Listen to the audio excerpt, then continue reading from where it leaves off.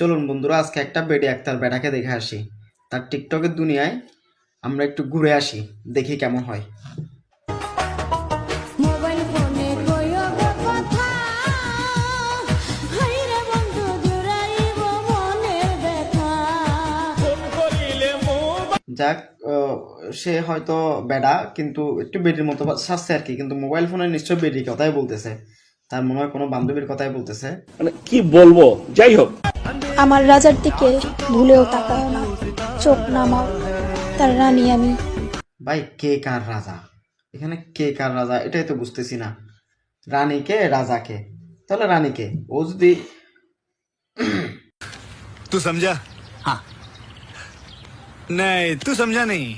তুমি আমার শখের পুরুষ, তুমি ব্যতীত কি বলে শখের পুরুষ? শখের পুরুষ কেমনে হয়? তাহলে ও কি? ও কি শখের নারী, নাকি ও শখের পুরুষ? বা এরা কি গে নাকি? এই ভিডিও দেখে আমার রিয়েকশন হচ্ছে যে अभी मैं गाली नहीं दे सकता। नहीं, गाली नहीं देना। अब फैमिली फैमिली देखती है, वरना मैं ऐसे ऐसे गाली दूं, ऐसे ऐसे गाली दूं ना, जिंदगी भर याद रखें ये बड़े हुए।